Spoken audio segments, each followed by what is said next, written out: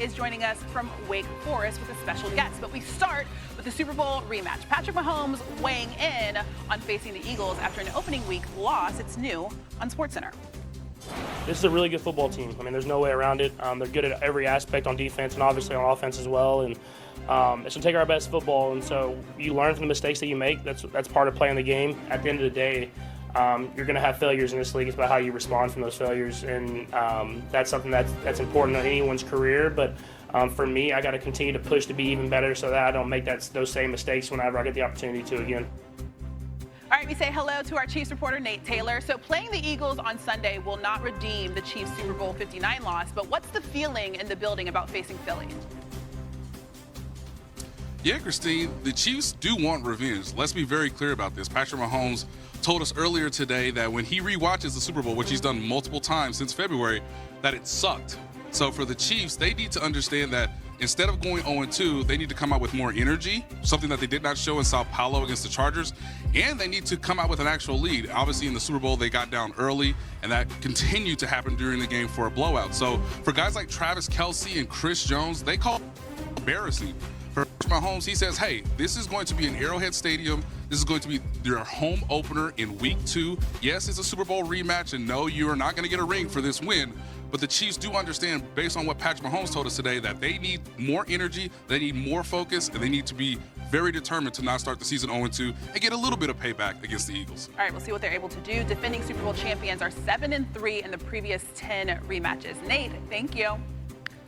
All right, let's welcome in NFL analyst Mike Tannenbaum and Field Yates. So going into this rematch, we still don't know if Xavier Worthy will be available. If he's not on the field, Mike T, how does this Chief offense get going? Christine, it really has to be through Hollywood Brown first and foremost. He had a big game the other day, 10 catches for 99 yards. And this is the axiom of not who you play, but when you play them. Because obviously Rashee Rice out with suspension, and Xavier Worthy, who had a really good game in the second half of the Super Bowl.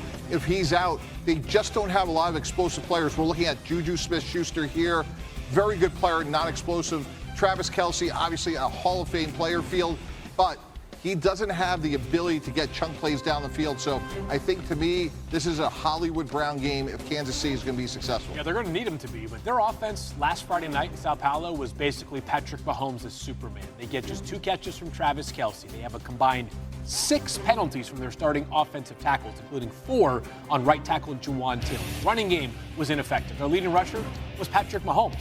It felt like the game plan was there really wasn't a game plan. They got punched in the mouth early by that Chargers team that came out and was excellent all game, especially throwing the football against the Chiefs secondary.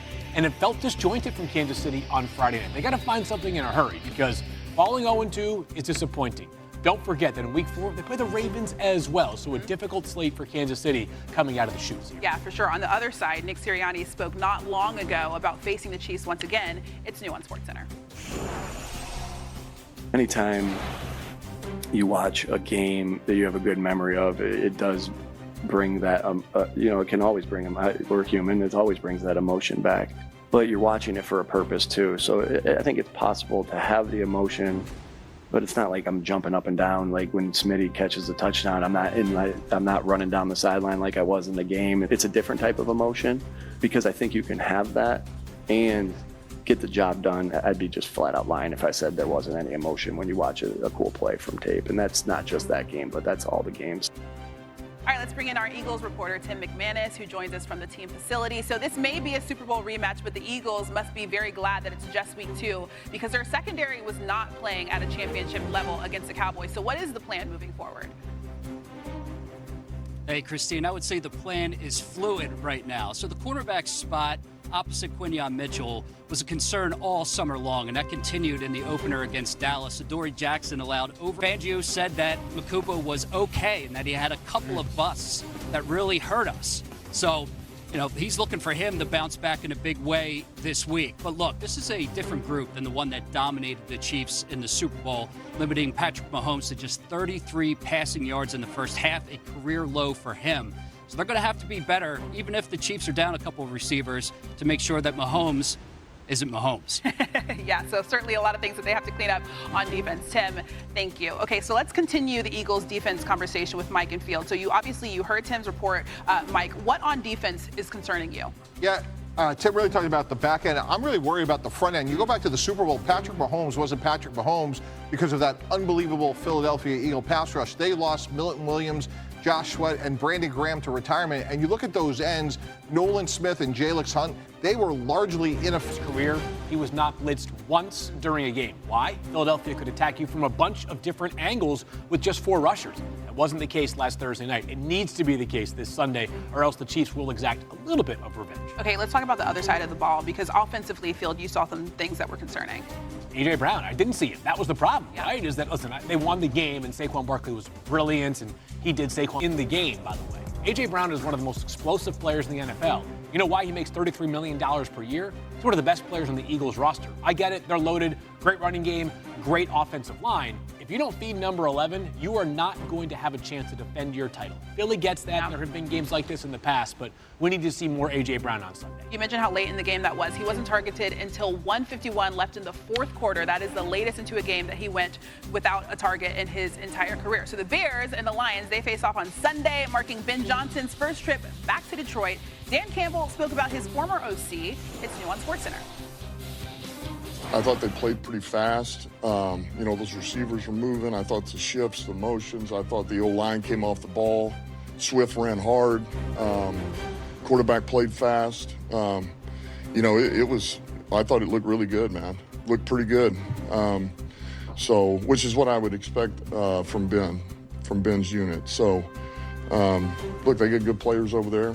And, he's got the system in, and it's about attacking the opponent. And we got good players over here, too. Okay, so obviously Chicago and Detroit had their struggles in week 1. Without Ben Johnson in Detroit, are you ready to hit the panic button on their offense? I am not ready to hit the panic button on their offense. Maybe I'm too lenient. I give grace to guys who have started 18 games in their career. That, of course, where Caleb Williams is at, right? I think this marriage is going to end up being a very fruitful one. The Detroit Lions. That one I am going to give some grace to as well. That might be the best defense in the NFL. The Green Bay Packers, it's on the short list at the very least. They're going to be able to attack from all sorts of angles, as we saw this past weekend. I felt like that was a classic game of a team makes a gigantic move, trading for Micah Parsons. They're playing at home. It's week 1. The emotions of that game carried Green Bay early and overcame Detroit early as well. The Lions have way too much talent. They got to protect a little better in the interior up front. This team's going to be okay. That, to me, was what stood out. No Frank Ragnow, no Kevin Zeitler. That interior offensive line that's been so strong for them, to me, was the big difference of that game. On Sunday, the Lions offense posted their fewest yards, points per play, and first downs in any game last season. So let's talk about the Chicago side of things. Obviously, Caleb Williams has a new head coach. They had only been together for, 5 months? What was your evaluation of Caleb Williams and Ben Johnson's offense? There were reasons to be encouraged, Christine, but at the end of the day, he was still too inaccurate for an NFL quarterback, especially in the second half.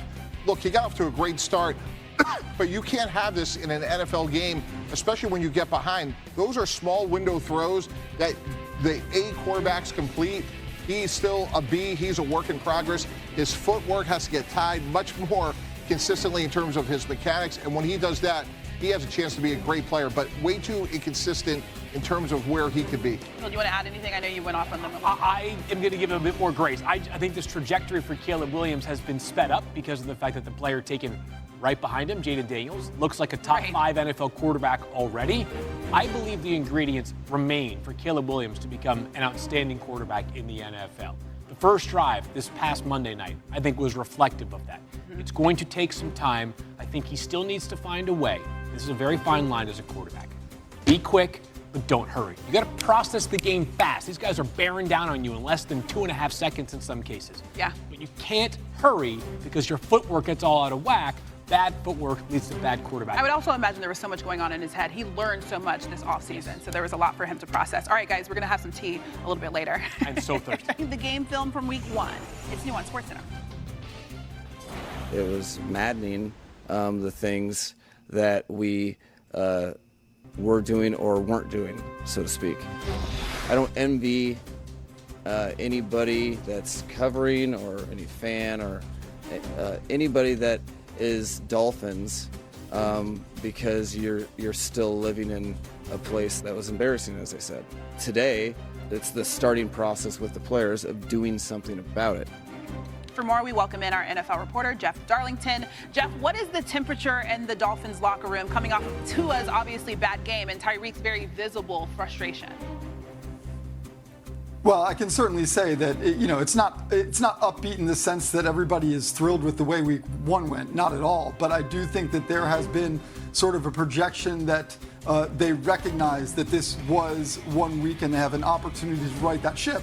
I was talking to one person who said, it's not the first time that we've been down, and said we've got at least 17 more rounds to go. So this is a team that believes they've got an entire season in front of them to make this right.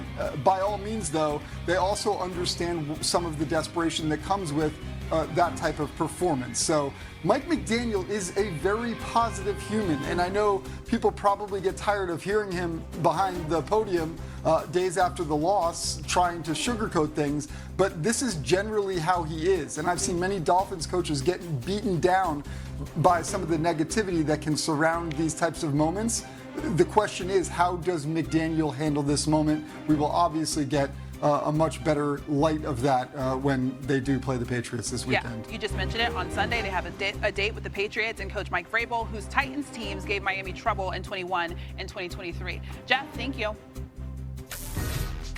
It's time for Hot Tea with Mike T. He's going to get some hot tea. The best quarterback in New York is Daniel Jones. My goodness, this is piping hot tea. The tea is for Trey Lance. I'm going iced tea. Iced venti soy chai latte. What time did you go to bed Sunday night? And that is hot tea. Everybody get it?